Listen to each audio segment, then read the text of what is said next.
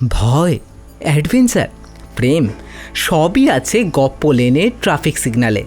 শুনতে থাকুন গপ্প লেন, আপনার গল্পের ট্রাফিক জ্যাম। আমরা ইতিমধ্যে সত্যজিৎ রায়, বলাইচাঁদ মুখোপাধ্যায়, লীলা মজুমদার, সৈয়দ মুস্তাফা সিরাজ অনেকেরই গল্প আপনাদেরকে শুনিয়েছি। আজকের গল্প বলাইচাঁদ মুখোপাধ্যায়েরই লেখা একটি ছোট গল্প। বলাইচাঁদ মুখোপাধ্যায় একজন বাঙালি কথা সাহিত্যিক, নাট্যকার ও কবি। তিনি বনফুল ছদ্মনামেই অধিক পরিচিত। অবিভক্ত ভারতবর্ষের বিহার রাজ্যের মণিহারিতে তিনি জন্মগ্রহণ করেন। তাঁদের পরিবার কাঁটা বুনে মুখুজ্জে নামে পরিচিত ছিল। তিনি মূলত পেশায় ছিলেন চিকিৎসক। সাহিত্যকর্মের জন্য তিনি পেয়েছেন পদ্মভূষণ উপাধি, রবীন্দ্র পুরস্কার, জগত্তারিণী পদক, যাদবপুর বিশ্ববিদ্যালয় থেকে ডিলিট উপাধি পান 1973 সালে। আজকের গল্প তাঁর লেখা একটি ছোট গল্প, পাঠকের মৃত্যু।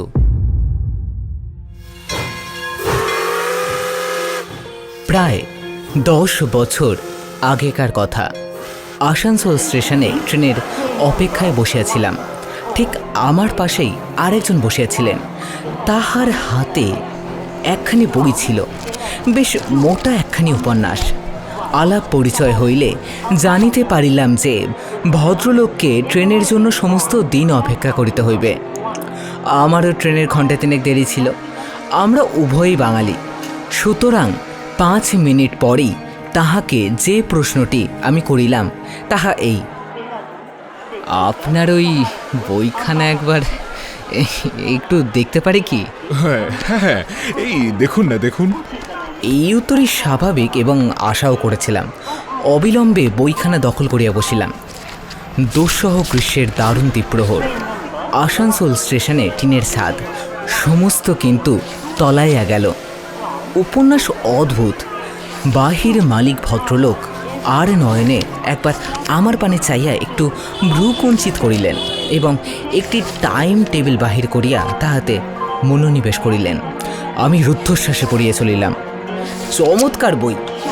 বস্তুত এমন ভালো উপন্যাস আমি ইতিপূর্বে পড়ি নাই। একেবারে যেন জুতাইয়া দিয়েছে। 2 ঘণ্টা কাটিল। বাহির মালিক ভদ্রলোক টাইম টেবিলটি বারংবার উল্টাইয়া পাল্টাইয়া অবশেষে আমার দিকে চাহিয়া বলিলেন, আপনার তো আর ওই ট্রেনের বেশি দেরি নেই, এইবার ওই বলিয়া একটু গলা খাঁকড়ে দিলেন। আমি তখন তন্ময়। চকিতে একবার হাত ঘড়িটার পানে চাহিয়ে দেখিলাম এখনো ঘণ্টাখানেক সময় আছে। বই কিন্তু অর্ধেকের উপর বাকি। বাক্য ব্যয় করিয়া সময় নষ্ট করিলামই না, গোগ্রাসে গিলিতে লাগিলাম। অদ্ভুত বই। বাকি ঘণ্টাটা যেন উড়াইয়া চলিয়া গেল। আমার ট্রেনের ঘণ্টা পড়িল। বইয়ের তখনও অনেক বাকি। রোখ চড়িয়া গিয়াছিল। বলিলাম, নেক্সট ট্রেনে যাব, এই বই শেষ না করে উঠছি না। বাহির মালিক ভদ্রলোক একটু কাশিয়া নির্বাক হইয়া রহিলেন। ট্রেন চলিয়া গেল। বই পড়িতে লাগিলাম। শেষে কিন্তু পারি নাই। শেষের দিকে অনেকগুলি পাতা ছিল না। বাহির মালিককে বলিলাম, এই যে শেষের দিকের পাতাগুলো নেই, আগে বলেননি কেন? এ মা, ছি ছি ছি ছি ছি। এত দূরে ভদ্রলোক কেবল নিষ্পলক নেত্রে আমার দিকে চাহিয়া রইলেন। দেখিলাম তাহার রাগে শিরাগুলি স্ফীত হইয়া উঠিয়াছে। 10 বছর পর উক্ত পুস্তকখানি আর একবার আমার হস্তগত হইয়াছিল।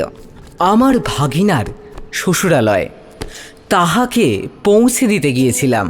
সেই দিনই ফিরে আসার কথা, কিন্তু বইখানির লোভে থাকিয়া গেলাম। সুযোগ মতো বইখানি সংগ্রহ করিয়া আবার সাগ্রহে শুরু করা গেল। খাপছাড়া ভাবে শেষটুকু না পড়িয়া গোড়া হইতে আবার জমাইয়া পড়িব ঠিক করিলাম। কয়েক পাতা পড়িয়া কেমন যেন একটা খটকা লাগিল। উল্টাইয়া দেখিলাম, হ্যাঁ সেই বই তো। আবার কয়েক পাতা অগ্রসর হইলাম। না, কেমন যেন গোলমাল ঠেকিতেছে। তবু পড়িতে লাগিলাম। কিছুক্ষণ পর তা মনে হইল না, আর তা চলে না। এ কি সেই বই যাহা আমি আসানসোলের স্টেশনে দারুণ গ্রীষ্মের দ্বীপ্রহরে ঊর্ধ্বশ্বাসে তন্ময় হয়ে পড়িয়েছিলাম? এমন রাবিশ মানুষের লেখা, এ শেষ করা তো অসম্ভব। 10 বছর আগেকার সেই উৎসুক পাঠক কবে মারা গিয়েছিল টের পাই নাই। এবারও বইটি শেষ হইল না। আজকে শুনলেন বলাইচাঁদ মুখোপাধ্যায়ের লেখা পাঠকের মৃত্যু। গল্পের সূত্রধর আমি অঙ্কন, গল্পের প্রচ্ছদ অলঙ্করণে এস মল্লিক এবং আবহ পরিকল্পনা টিম গপ্পলেন। দেখা হচ্ছে ফের পরের সপ্তাহে আরও এক নতুন গল্প নিয়ে।